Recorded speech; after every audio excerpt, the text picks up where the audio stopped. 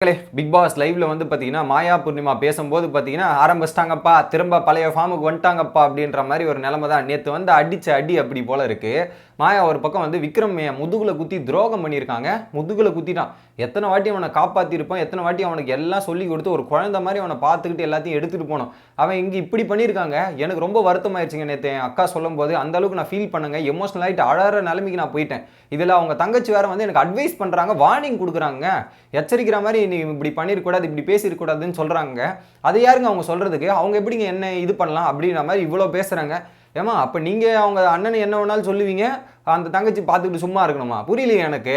ஏதோ உங்க வீட்டில் வந்து உங்களை அட்வைஸ் பண்றேன், நீங்க மற்றவங்களுக்கு ஒழுங்கா நடந்தா ஓகே. நீங்க ஏன் போய் தேவையில்லாம அப்போ எல்லாருக்கிட்டையும் சாரி கேட்டீங்க? குறிப்பா அர்ச்சனாவோட ஃபேமிலி உங்ககிட்டலாம் எதுக்கு சாரி கேட்டீங்க? தப்பு பண்றீங்கல்ல, அதுக்கு நீங்க போய் சாரி கேட்குறீங்க. அதை வந்து நீங்கள் பண்ணுறது அவங்களுக்கு பிடிக்கல, அவங்க வந்து கேள்வி கேட்ப தான் செய்வாங்க. அதை விட்டுட்டு போயிட்டு டென்ஷன் ஆயிடுவேன், இதுவாயிருவேன் அப்படின்றது ரொம்ப ஒஸ்ட்டு. இதில் வந்து விக்ரம் துரோகம் பண்ணிட்டாராம். நீங்கள் என்ன பண்ணீங்க? விக்ரம் ஒரு பொழுதும் விக்ரம் உங்களுக்கு துரோகம் பண்ணலங்க. மனசாட்சியை தொட்டு பேசணும், ஓகேவா? மாயா அவர்களே மனசாட்சியை தொட்டு பேசணும். விக்ரம் ஒரு வாட்டி கூட உங்களை நாமினேஷன் பண்ணதில்ல, உங்களை ஒரு இடத்துலையுமே விட்டு கொடுத்ததில்ல. ஆனால் நீங்கள் பண்ணீங்க பாரு, காக்கரோச் குத்துன்னு குத்த சொன்னீங்களே காக்கரோச். அப்போ எங்கம்மா போனீங்க மாயா? காக்கரோச்சை குத்தும் போது எங்கே போனீங்க? அவன் பின்னாடி போயிட்டு அந்த ஸ்டாருக்கு தகுதி இல்லைன்னு அப்போ நீ எங்கே போனீங்க? உன் ஃப்ரெண்டு தானே, டாஸ்க்கு ஜெயிச்சா சந்தோஷப்பட வேண்டியது தானே. இப்போ வந்து இவ்வளோ பேசுறீங்க, அவ்வளோ கடுப்பாகுதுங்க. எனக்கு இவ்வளோ இருக்குது, எவ்வளோ பிரேக் டவுன் ஆனது தெரியுமா? எமோஷனலாகி அழுதுட்டுங்க. அந்த அளவுக்கு எனக்கு சரியான கடுப்பாயிருச்சுங்க அப்படின்ற மாதிரி பேசுகிறாங்க. உடனே பூர்ணிமா, நான் சாரிங்க, அந்த இடத்துல நான் கூட இல்லைங்க, இருந்து தான் ஏதாவது பேசியிருக்கலாம், ஏதாவது இது பண்ணியிருக்கலாம், இப்படி பேசிட்டு இருக்குது எனக்கு செம கடுப்பாகுதுங்க. இதில் வந்து என்கிட்டையும் வந்து சொன்னாங்க, யார் பார்த்தீங்கன்னா விக்ரமோட அக்கா வந்து என்கிட்டையும் சொன்னாங்கன்ற மாதிரி பூர்ணிமா சொல்கிறாங்க. நீங்கள் இந்த மாதிரி செட் ப்ராப்பர்ட்டின்னு பேர் வச்சிருக்கூடாது, காக்ரோச்செல்லாம் இப்படி கூட்டுருக்கூடாது, அது தப்பு தானே, அது தப்புலாம் நீங்கள் பேசிருக்கூடாது அப்படின்ற மாதிரி என்கிட்ட சொல்கிறாங்க. சரி நம்ம பண்ண தப்பு தான் நானும் அக்செப்ட் பண்ணிட்டு எதுவும் பெருசாக பண்ணாமல் விட்டுட்டேன். அதே அவங்க போய் அர்ச்சனா கிட்ட பேசுகிறாங்க. அர்ச்சனா கிட்ட போய் பேசிட்டு என்ன தெரியுமா சொல்கிறாங்க? அர்ச்சனா நீங்கள் சொன்னதெல்லாம் ரைட்டு, சூப்பராக சொல்லியிருக்கீங்க, இதெல்லாம் ஓகே, பட் சொன்ன விதம் தான் தப்பு, மற்றபடி நாங்கள் என்ன சொல்லணும்னு நினச்சோமோ அதை தான் நீங்கள் சொல்லிட்டுருங்கன்றது. அர்ச்சனாவை பாராட்டுருங்க. என்னங்க நடக்குது இது? அர்ச்சனாவை பாராட்டுறாங்க, நம்ம கூட வந்து நம்மள எதுவுமே சொல்லன்ற மாதிரி இப்போ உடனே கம்பேரிசனுக்கு போயிட்டாங்க பூர்ணிமா அவர்கள். ஏங்க அர்ச்சனா சொன்னது ரைட்டுன்றது எல்லாருக்குமே தெரியும், பார்க்குற எல்லாருக்குமே தெரியும் அர்ச்சனா சொல்றது ரைட்டு. வீணா வந்து அவன் தான் வந்து அர்ச்சனா கூட சண்டை போட்டு அர்ச்சனா கூட இது பண்ணிட்டு இருந்தான். அது உங்கள் பக்கம் கேளுங்கன்னு சொல்லிட்டு இருக்கும்போது கேட்கல. நீங்கள் பண்ணால் ஃபன்னுன்னு எடுத்துக்கிறா, மற்றவங்க பண்ணால் அது வேற மாதிரி எடுத்துக்கிறது தான் விக்ரமோட பிரச்சனையாக வருது.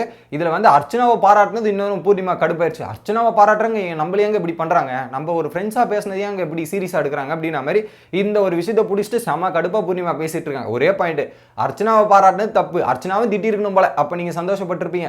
ஒரு வார்த்தை அர்ச்சனாவுக்கு பாராட்ட வந்துருக்கூடாது, அப்படியே வந்து அவங்களுக்குள்ள இருக்கிற வெஞ்சன்ஸ் அப்படியே வருது பத்தியா, கொஞ்சம் கொஞ்சமாக தலை எட்டி பார்க்குற மாதிரி வந்துகிட்டே இருக்குது இந்த ஒரு விஷயம். அடுத்தது ஏங்க கமல் சார் எபிசோட்ல அதிர்ஷ்டம்னு மணி பேசினாங்க, அது தப்பு தெரியல. நம்ம காக்ரோச் இது பேசினது தப்பா? எது கூட எப்படி ரிலேட் பண்றாங்க பாருங்க மக்களே, எனக்கு புரியல. பூர்ணிமா ரிலேட் பண்றது பாரு, அதிர்ஷ்டத்துக்கும் இதுக்கும் ரிலேட் பண்றாங்க. அதிர்ஷ்டம்ன்ற வார்த்தை என்ன, நீங்க காக்ரோச் செட் ப்ராப்பர்ட்டின்ற வார்த்தை என்ன, ரெண்டுத்துக்கும் ஈக்குவலா? புரியல எனக்கு.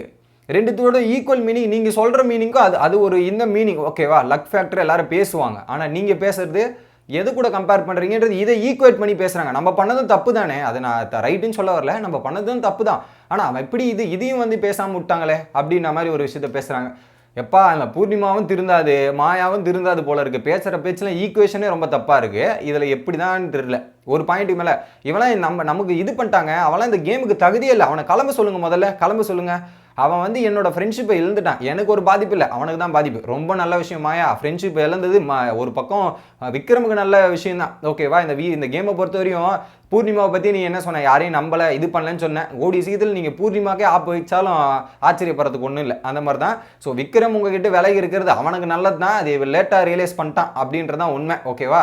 இன்னொரு பக்கம் நீங்கள் பேசுகிறீங்க, என் ஃப்ரெண்ட்ஷிப்பை இழந்துட்டு அவனுக்கு தான் லாஸ்ட்டு, அவன் என்னங்க அவனை கிளம்ப சொல்லுங்கள், அவன்லாம் இந்த கேமுக்கு தகுதியே இல்லைங்க. இந்த மாதிரி புரிதல் இல்லாத ஆள் எதுக்குங்க கேமுக்கு?